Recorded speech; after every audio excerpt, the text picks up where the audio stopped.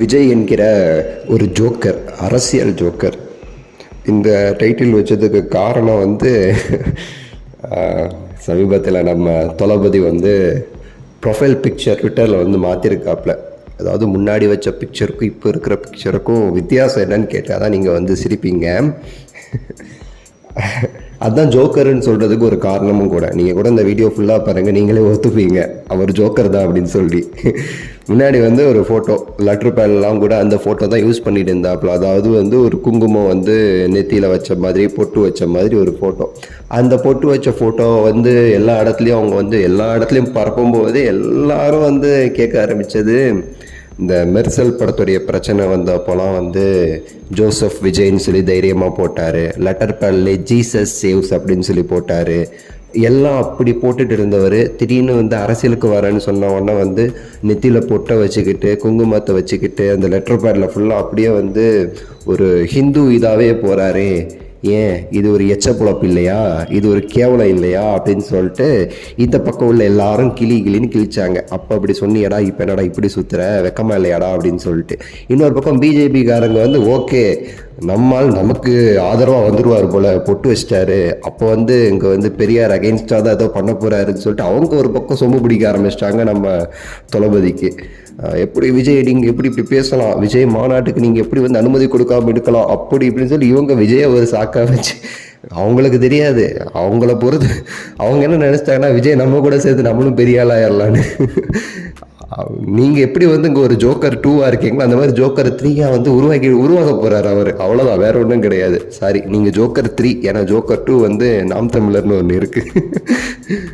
So இந்த மாதிரி தான், சரிங்களா. ஜோக்கர் 1 யாருன்னு கேட்காதீங்க, அது நம்ம மையத்தான் இருக்காப்புல, அவரை தான் ஜோக்கர் 1ன்னு சொன்னேன்.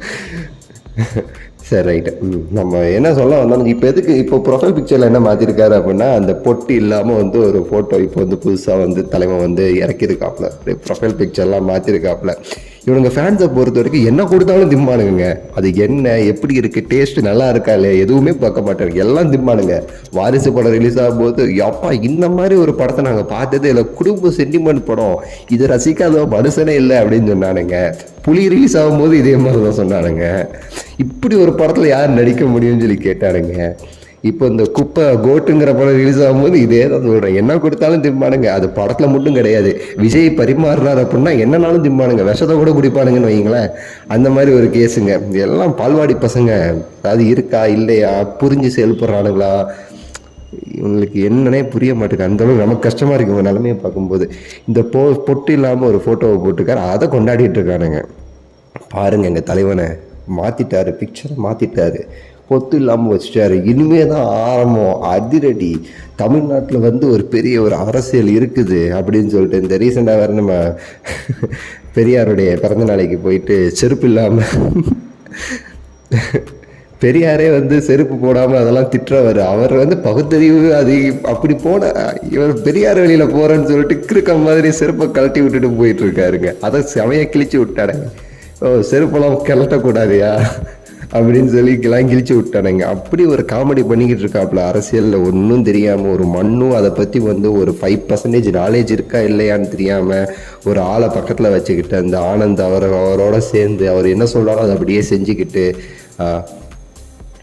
இந்த பொட்டு இல்லாமல் இப்போ ஃபோட்டோ வச்சுருக்காருல. அதுக்கு என்ன காரணம் அப்படின்னா, பிஜேபின்னு அவர் ஒதுக்க ஆரம்பிச்சிட்டானுங்க எல்லாரும். இப்போ பிஜேபின்னு சொன்னால் நமக்கு இங்கே செல்ஃப் எடுக்காதே, ஆல்ரெடி அடிப்பானுங்களே, இப்போ ரொம்ப அடிப்பானுங்களேன்னு சொல்லிட்டு பொட்டு எடுத்து விட்டோன்னு வச்சுக்கோங்களேன், அப்படி தீக்காக்கச்சில் ஒரு கட்சி மாதிரி மாறி பெரியார் அரசியல், பெரியாருக்கு ஒரு சிலைக்கு போய் ஒரு மாலைலாம் போட்டு வந்தாச்சு. அப்போ நம்ம அந்த மாதிரி போயிடலாம், கொஞ்சமாதிரி வாக்கு கிடைக்கும், ஒரு 2% கிடைக்குமா அப்படின்னு சொல்லி பார்க்கலாம்னு சொல்லி இப்போ எடுத்து இந்த மாதிரி ஃபோட்டோ போட்டிருக்காப்புல. அதான் ரீசன் ஒரு பக்கம், சரிங்களா. வேறு எதுவும் பெரிய ரீசன்லாம் கிடையாது, அதுதான் ரீசனு. அதுக்கப்புறம் நம்ம சொல்லிட்டு இருந்தோம் பார்த்தீங்களா, இந்த தமிழர் இப்போ இந்த விக்ரவாண்டியில் அந்த வச்சிருக்க டைமை பார்த்தீங்களா, தீபாவளி டைமு. என்ன காரணம் நான் நினைக்கிறேன்னா, மற்ற நாளில் வச்சோன்னு வச்சுக்கோங்களேன் எவனும் வரமாட்டானுங்க, எல்லாம் பால்வாடி ஸ்கூல் படிக்கிற பசங்க வீட்டில் விட மாட்டானுங்க, அடித்து வீட்டில் தூங்குறான்னு சொல்லி தூங்க வச்சுருவானுங்க. அதனால் வந்து எவனும் வரலாம் அப்படின்னா கேவலப்படுத்தி விட்டுருவானுங்க மீடியா, ஒரு பக்கம் ஒரு ஆள் இல்லை அப்படி இப்படின்னு சொல்லிட்டு. இதே தீபாவளி டைமில் வச்சோம்னா நிறைய பஸ்ஸு வேனு அப்படி இப்படின்னு சொல்லி காராக ஊருக்கு போவானுங்க லட்சக்கணக்கில். ஸோ அந்த கூட்டம் எல்லாம் நமக்கு வர கூட்டம் சொல்லி காமிச்சிடலாம் அப்படின்னு சொல்லிட்டு ஒரு ஐடியாவில் வந்து பண்ணியிருக்காப்புல நான் வந்து நினைக்கிறேன். ஸோ அதுவே ஒரு காமெடி. என்ன பண்ண போகிறேன், 27 அக்டோபர்னு நினைக்கிறேன். செம கண்டென்ட் காத்துக்கிட்டு இருக்கு. எதுக்கு நான் இவ்வளோ நாளும் பேசுகிறேன் அப்படின்னா, இவரை பற்றி அந்த லியோவுடைய வெற்றி விழாவில் காக்கா கழுகுன்னு சொல்லிட்டு ஒரு ரவுண்டு போட்டிருப்பாப்புல. அப்போ ஆரம்பித்தேன், ஒய்யால நீ அவ்வளோதான், நீ வாடா ஆடியோ, நீ வாடா அரசியலுக்கு வா, அவ்வளோதான் அப்படின்னு சொல்லிட்டு ஒரு புடியாக நின்றுட்டேன். ஒரு முக்கியமான விஷயம், அதாவது இவர் வந்து என்ன சொல்லிட்டு வராரு அப்படின்னா, இந்த விக்கிரவாண்டி மாநாடு அறிவிப்பில் கூட வந்து தமிழ் தாய் மகனாக வந்து நான் கேட்குறேன், உரிமையாக கேட்குறேன், ஒரு தமிழனாக கேட்குறேன் அப்படின்னு சொல்லிட்டு ஒரு டைலாக் வர்றாப்புல. சரி, இது ஒரு விஷயம், தமிழ்னு சொல்லிட்டு. இன்னொன்று, இந்த கோட்டுக்கு அப்புறம் இப்போ நடிக்க போகிறார்ல தளபதி 69ன்னு, அதுதான் லாஸ்ட் படம்னு சொல்லிட்டு அதுக்கு ஒரு பிக்சர், லாஸ்ட் ஒன் டைம், இதுதான் கடைசி படம், ஒரு தமிழனுடைய கடைசி படம் அப்படின்னு சொல்லிட்டு அவங்க ஃபேன்ஸ் ஒரு பக்கம் பிக்சர். ஏன் இப்போவே வந்து இருக்கிறாங்கன்னா, கோட்டு ஓடலை, அதை ஓட வைக்கணும்னு சொல்லிட்டு ஏதாவது பேசணும்னு சொல்லிட்டு லாஸ்ட் டைம் கடைசியாக ஒரு படம் பண்ண போகிறேன், ஆதரவு கொடுங்க தமிழ் மக்களே, தமிழர்கள்ட்ட வந்து பிச்சை கேட்குற மாதிரி. ஓகே, இதெல்லாம் பண்ணுறேன்ல, ஒரு தமிழர் மாதிரி உங்களை அடையாளங்களை காட்டுறீங்கல்ல. உங்களை வளர்த்து விட்டது தமிழ் இண்டஸ்ட்ரி தானே விஜய் சார், தமிழர்கள் தானே உங்களை வளர்த்து விட்டாங்க, தமிழ் இயக்குனர்கள், தமிழ் ப்ரொடியூசர் தானே. நீங்கள் ஆரம்பத்தில் வந்து நீங்கள் வந்து பி கிரேடு படம், சோப்பு மாமியாருக்கு சோப்பு போடுற கேவலமான படங்கள், லிப் கேஸ், இது ஒரு கேவலமான ஒரு ட்ராக்கில் போயிட்டு இருந்தாலுமே சரி, ஒரு பெரிய ஹீரோவாக வரணும்னு சொல்லி உங்களை நம்பி படம் கொடுத்து ப்ரொடியூசர் காசு கொடுத்து எல்லாம் பண்ணது எல்லாமே தமிழ் இண்டஸ்ட்ரியில் உள்ளவங்க தானே. இப்போ சரி, நீங்கள் வந்து இப்போ ஒரு படம் பண்ண போகிறீங்க, கடைசி படம் இதுதான் சொல்கிறீங்க, அதை வந்து ஒரு தமிழ் ப்ரொடியூசருக்கு பண்ணியிருந்தா நீங்கள் மனுஷன். ஆனால் யாருக்கு போய் நீங்கள் பண்ணுறீங்க? சரி, வாரிசுன்னு ஒரு படம் பண்ணீங்க, வாரிசுங்கிற படம் கடைசி 4 படத்தில் ஒரு படம்னு கூட வச்சுக்கோங்களேன். எந்த ப்ரொடியூசருக்கு பண்ணீங்க? தெலுங்கில் உள்ள ப்ரொடியூசர். தமிழில் உங்களை தமிழ்நாடு வளர்த்து விட்டுச்சு, அது இதுன்னு சொல்கிற தெரிஞ்ச உங்களுக்கு, தமிழ்நாட்டில் யார் வளர்த்து விட்டாங்களோ அவங்களுக்கு ஒரு நன்றி கடன் காமிக்க முடியுதா உங்களுக்கு? உங்களுக்கு என்ன, ரஜினிகாந்த் அவர்களோட பேரை வச்சு என் தலைவர் தலைவர் தலைவர் என் கண்ணுக்குள் நிலவு அப்படிலாம் சொல்லி ரஜினி ரசிகர்களுடைய இது வேணும்னு சொல்லிட்டு அப்படி பேசினானுங்க. இப்போ வந்து ரஜினியோட முந்தினதாக காமிக்கணும்னு சொல்லிட்டு ரஜினியே போட்டு அடிக்க வைக்கிறாரு இவர். காக்காக்களுக்குன்னு சொல்லி சுற்றினார்ல, என்னது விஜயகாந்த் அவர்களுடைய ஆதரவு அந்த டைமில் இல்லைன்னா இவர் யார் மதிச்சிருப்பா? அப்புறம் விஜயகாந்த் அவர்கள் உடல்நிலை சரியில்லாமல் எத்தனை தடவை வந்து அப்படி இப்படின்னு இருந்துச்சு அவருக்கு. அப்போல்லாம் எல்லாரும் போய் பார்த்தாங்க, ரஜினிகாந்த் அவர்கள் போய் பார்த்தாரு, சத்யராஜ் அவர்கள் போய் பார்த்தாரு, இந்த மாதிரி பல நடிகர்கள் யாரெல்லாம் விஜயகாந்த் அவர்களோட நெருக்கமாக இருந்தார்களோ அவங்கெல்லாம் போய் பார்த்தாங்க. ரஜினிகாந்த் விஜயகாந்த் அவங்க 2 பேரும் நண்பர்கள்.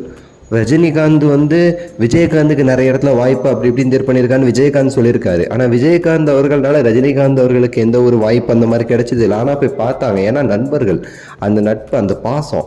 ஆனால் விஜய் சார் உங்களுக்கு வந்து வாய்ப்பு கொடுத்து உங்கள் மூஞ்சை வந்து ஒரு மூஞ்சை அந்த தமிழ் ஆடியன்ஸ்க்கு வந்து அறிமுகப்படுத்தினவர் வந்து விஜயகாந்த் அவர்கள். அப்படிப்பட்டவர் நீங்கள் உயிரோடு இருக்கிற ஒரு சமயத்தில், ஒரு நோயால் ஏற்பட்ட சமயத்தில் நீங்கள் போய் பார்த்து ஒரு தடவையாவது போய் பார்த்துருந்தீங்கன்னா நீங்கள் மனுஷன். உங்களுக்கு அந்த இதே இல்லையே, அந்த ஒரு நன்றி கடன் இல்லையே, நீங்கள் எப்படி தமிழ்நாட்டுக்கு தமிழ் மக்களுக்கு நீங்கள் நன்றி கடனோட நீங்கள் வந்து உழைப்பீங்கன்னு சொல்லி நீங்கள் அரசியலுக்கு வரீங்க? அவ்வளோ முட்டாள்களாக தமிழ் மக்கள் நான் கேட்குறேன். என்ன வேணால் நினச்சிக்கோங்க, நீங்கள் ஒரு ஜோக்கர் கட்சியாக தான் ஆக போகிறீங்க, ஜோக்கர் தான், அதை எழுதி வச்சுக்கோங்க. கதரும் விஜய் ரசிகர்களுக்கு கோடான கோடி வணக்கங்கள், நன்றி, வணக்கம், மகிழ்ச்சி.